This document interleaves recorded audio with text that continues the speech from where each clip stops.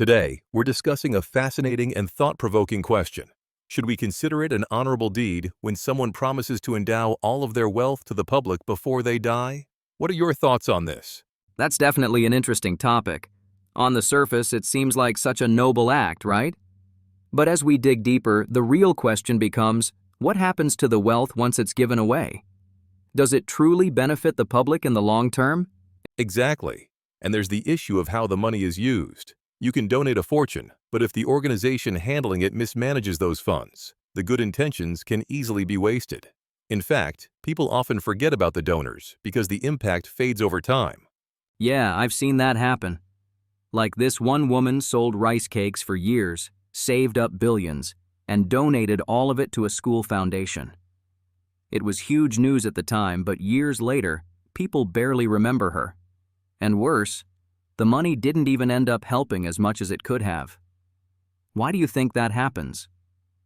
It comes down to the wisdom of the spender. When someone accumulates wealth, they have a responsibility to spend it wisely. If they just hoard it until their death, the consequences depend on who gets it and how it's used. If misused, the endowment does more harm than good, and the person's legacy fades. That makes sense. But when you look at foundations like the Nobel Foundation, their impact is still significant today. They've been managing their funds carefully for years, right? Exactly.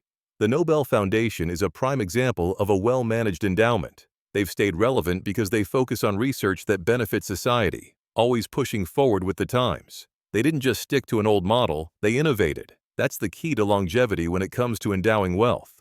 So it's not just about giving away the money, it's about ensuring that whoever receives it can use it to continue progressing, especially for causes that truly matter. Research, welfare, these are areas where thoughtful donations can create real change.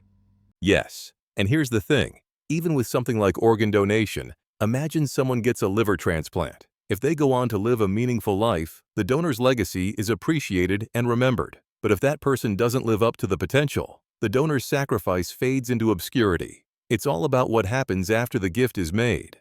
So, what's the best strategy for wealthy individuals looking to give away their wealth? It seems clear that giving to a research foundation with clear, meaningful goals is a good start.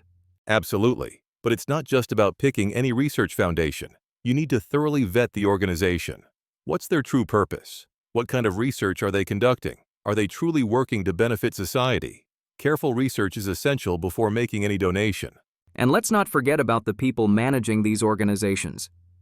If they don't handle the money responsibly, the donor's name could be tarnished forever.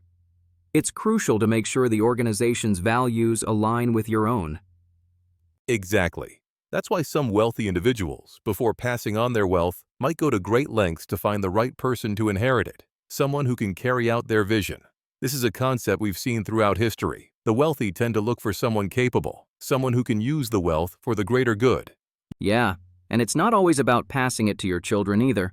Some people treat their children as students rather than heirs, guiding them with the knowledge and responsibility needed to continue their work. Look at Byung-Chul Lee, the former chairman of Samsung. He didn't just raise his son Gun-hee as a child. He raised him to be his successor, to carry on his legacy and his work.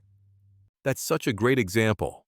Byung-Chul Lee understood that wealth isn't just for personal luxury, it's for fulfilling a larger vision. And when you raise someone to be a successor, you're not just passing on the money, you're passing on a duty. Right. If you want your wealth to have lasting impact, you need to make sure the person receiving it is truly capable of carrying out that duty.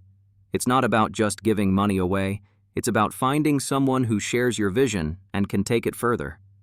And even after death, the connection between the donor and the beneficiary doesn't end. The donor's spirit, their essence, remains tied to their mission. They continue to guide and influence, even if only spiritually. That's the deeper truth behind endowing wealth. It's about creating a legacy that lives on. Absolutely. You're not just giving money, you're giving a purpose, a responsibility. And if that responsibility is misused, the consequences follow, even into the afterlife. It's a heavy thought, but one that speaks to the importance of wise giving. Donors must be careful with their choices and ensure their legacy is carried out in a way that truly benefits society. Agreed.